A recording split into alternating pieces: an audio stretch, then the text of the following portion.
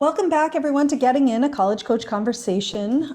Just before the break, I said we were going to be talking about the new student loan forgiveness program, and I wasn't lying. And here to discuss it with me is my colleague, Stacey MacPhetres, who also happens to be a former financial aid officer at both Emerson and Elms colleges and a former vice president of education, finance, and student loans at JP Morgan. So this makes perfect sense for her to be here today. Hi, Stacey. Hi, Beth. Thanks so much for having me. Absolutely. All right. The Biden administration announced, was it a week ago, 2 weeks ago? I can't even remember now. Gosh, almost a month ago, August 24th, I think. Oh, wow. Time Okay. flies.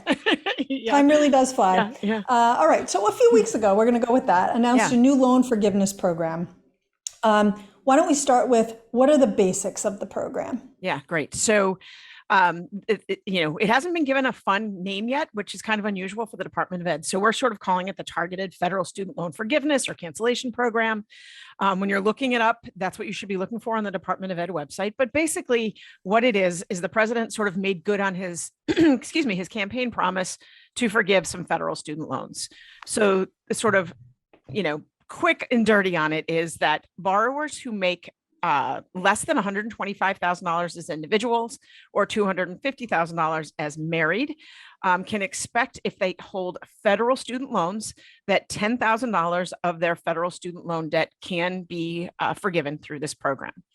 Also, any borrowers in that same earlier definition who also received Pell Grants as a part of their financial aid packages will receive up to $20,000 in loan forgiveness. And that up to figure is really only if you don't happen to meet those thresholds. So for example, it's 10,000 unless you only have 8,000, then you'd only have 8,000 forgiven.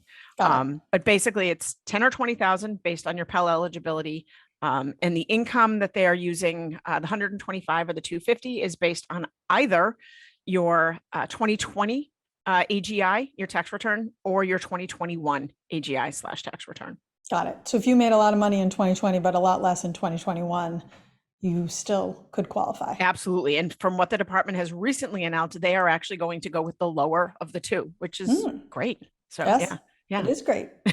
I did want to note one thing, and that is that it's very important that this is only for federal loans, right? So if you took out a private loan with a bank or your local credit union, this does not impact you. Exactly. So it is only applies to federal loans.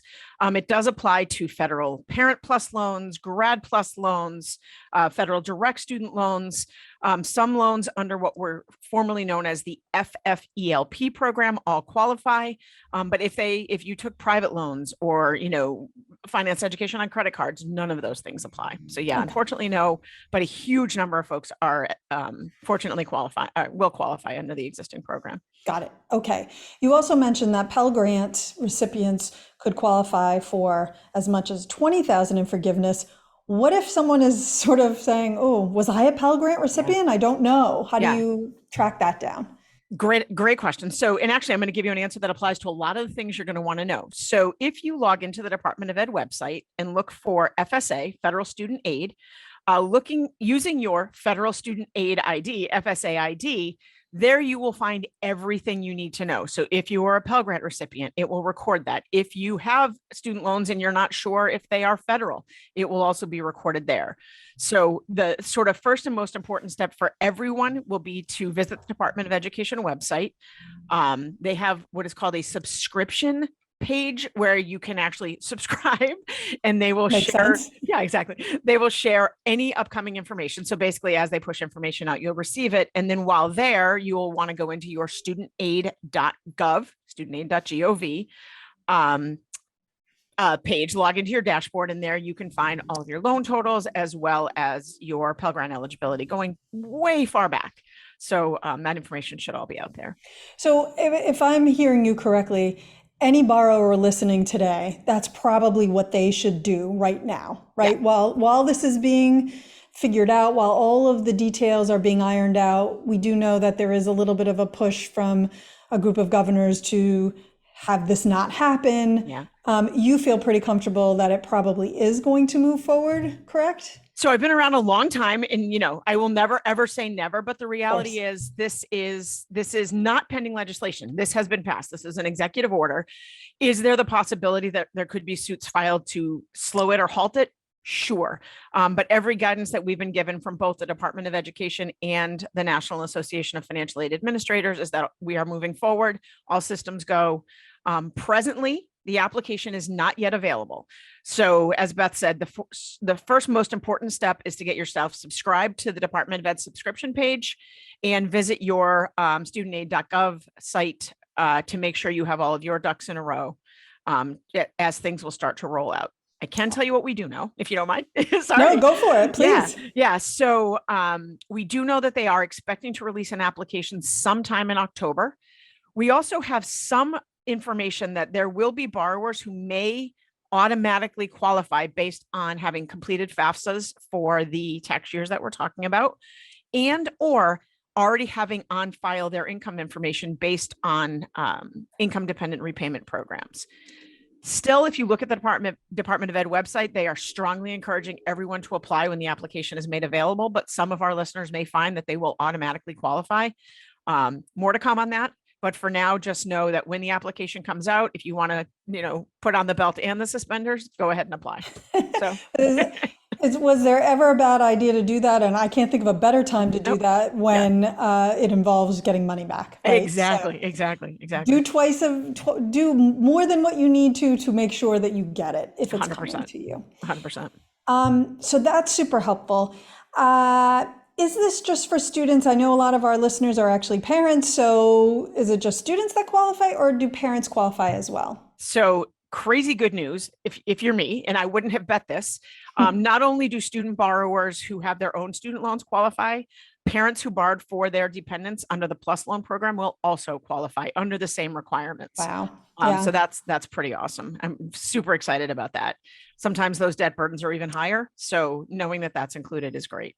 Right, exactly. Because we know we read stories about people doing too much on a Parent Plus loan, and then it's impacting their ability to retire or not, and they're feeling like they may never get out. Yep. This at least will go a little way to helping with that. Absolutely. So we already talked about how to apply. There isn't an actual application yet. We did talk about parents qualifying. What about current college students or parents who maybe just took out a loan for their student, a federal Parent Plus loan recently? Are those still going to be factored into this? Yes, believe it or not. Again, crazy, surprising good things. So yes, current students who had loans dispersed prior to June 30th of 2022 will have those loans included. So couple little nuances around that. For current students, the income thresholds will not be based on their income because by and large, they're considered dependent students. So if they are considered dependent, the forgiveness would be qualified based on the parent income. So those same income thresholds that we talked about, let's use an example. I have nephews who are juniors in college. They both have student loans. If they qualify, it would be based on their parents' income for the 2020 or 2021 tax years because they're considered dependent students. But again, not sure I would have thought that currently enrolled students also would have qualified. So it would be for anybody whose loans were dispersed before June. So anybody who completed their freshman year, sophomore year, junior year. Unfortunately for our freshmen, it's a little too late, but yes, exactly. It's still good. And just because if it floated through my head, it probably floated through one of our listeners' heads, at least one. It's a one-time thing, right? So it's not like you could get forgiveness for loans that you took out 2 years ago that maybe equaled $10,000, and then 2 years from now, you're going to be able to do the same. Yep. No, as of right now, it is being, it is actually called a one-time forgiveness program.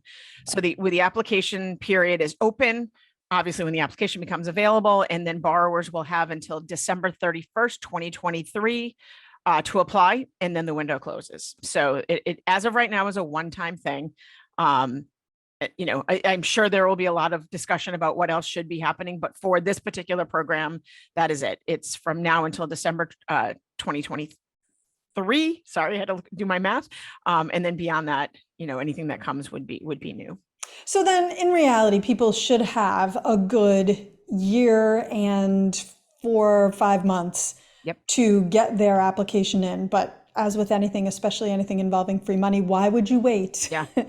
Don't wait once Yeah, that exactly. application becomes available. So in the guidance that we're getting from the Department of Ed is anybody who gets their application in before the end of November, I'm sorry, I think they said November 15th, should have their refund process before loans go back into repayment in January. So that's one thing I hadn't even mentioned yet is for those who have not been required to pay on their federal student loans due to the CARES Act administrative forbearance, that is scheduled to end on January 1st, the department is saying that if you qualify, get your application in, you will get your refund. And then whatever remaining balance you have will be sort of recalculated so that when you go into repayment, it will be based only on your new balance due.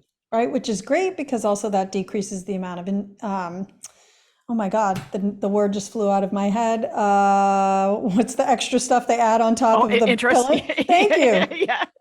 Interest. Yep. The only thing I can say for myself is that it's September and it's that time of year. Yeah, and exactly. Words just fly out of my head. Yeah, so you're gonna pay less interest, and that's always also a great thing. Yep.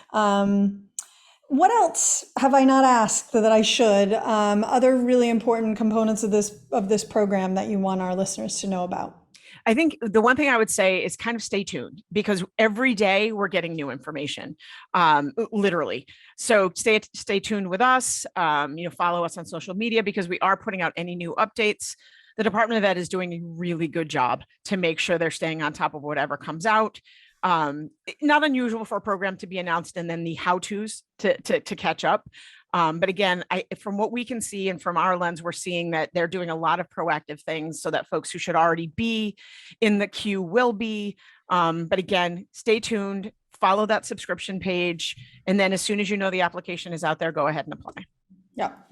I'm going to throw a curveball at you because we have a couple of minutes left. Great. There's another loan forgiveness program out there that is doing a bit of a reset, and that is scheduled to end at the end of October. Can you just share a little bit about that with our listeners? Yeah. We've talked about it on the show before, so if you want more, they can listen, they can go to the archives, but tell us about that one. Yeah, sure. So many folks probably are already aware that there is a program called Public Service Loan Forgiveness, PSLF, for those employees who work in public service fields, so nonprofit public service fields, who would qualify for debt relief after 120 on-time payments on their federal loans. It's been in place since 2008. Hasn't been the most popular, wasn't wonderfully administered, and there were some sort of stumbling blocks for folks that had been in place. But since last November, there has been what is called a limited waiver in place that allows borrowers who might have not known about the program or might not have been in the right repayment program or might have had to do some things with some existing loans to make them eligible. This period of limited waiver is in place through October 31st, 2022. So for those folks who may be in these fields, maybe you worked for 10, 11, 12 years, but never thought you qualify, take a look into the PSLF limited waiver, because the reality is we are finding that we are in essence catching up a ton of people who either are very far down the path towards qualifying for forgiveness, or in fact, we've actually met with people who had met all of the requirements and didn't know, and are actually getting loans forgiven that they didn't know they were going to get forgiven. So this waiver period is basically allowing for what I think you said, a little bit of cleanup to in essence, get people sort of caught up. We are seeing great success with this program. Yes. So if you haven't taken a look at it, you do qualify under the nonprofit employer status, please take a look. It's only out there for another 5 or 6 weeks. We know that they're looking to do some additional PSLF overhaul through some legislation, hasn't passed yet, but for now, this window is much shorter. So if you are that person who is listening, definitely take a look into this. Yeah, definitely. And I bring it up because we had a meeting earlier today where we were talking about some of these success stories, where we're talking to people and helping them understand what paperwork they need to fill out, and they're getting it done. And I mean, we're hearing stories of people with $300,000 worth of debt that's going to be forgiven because they have spent their entire career in public service. Yep. $100,000, even, which are obviously, those are spectacular numbers. And the relief must be amazing. But even if you're getting $5,000 forgiven, that was looming over your head, that's also amazing. So yeah, it definitely is. Yep. So if you need any help, definitely visit, again, studentaid.gov, look for the PSLF help tool. It's fantastic. You literally go to the tool, they'll find your loans, it will help you navigate the process. If you happen to fall into one of those categories where maybe you had that old FFELP loan that I talked about, you can quickly consolidate those to make those qualify.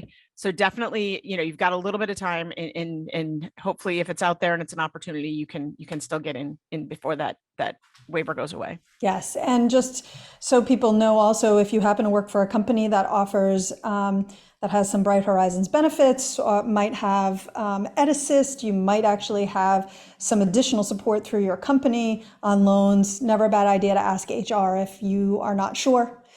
Because even if you don't have it, maybe they'll say, oh, I wasn't familiar with that. Maybe we should look into it. Our goal every day we get up, we want to help as many people as we can. And so, hopefully this is helpful to all of you listening. And Stacey, thank you so much for joining the show My pleasure. and sharing more about this. All right. Well, we'll have you or one of your colleagues back once we have a few more details in place, if we think there's anything significant that we need to update people on. But also, people should keep an eye on our blog. If you're not following it, you should.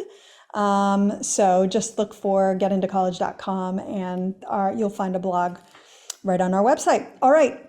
We are going to take another quick break, but when we come back from that one, we're going to be talking about maximizing Naviance. So don't go away.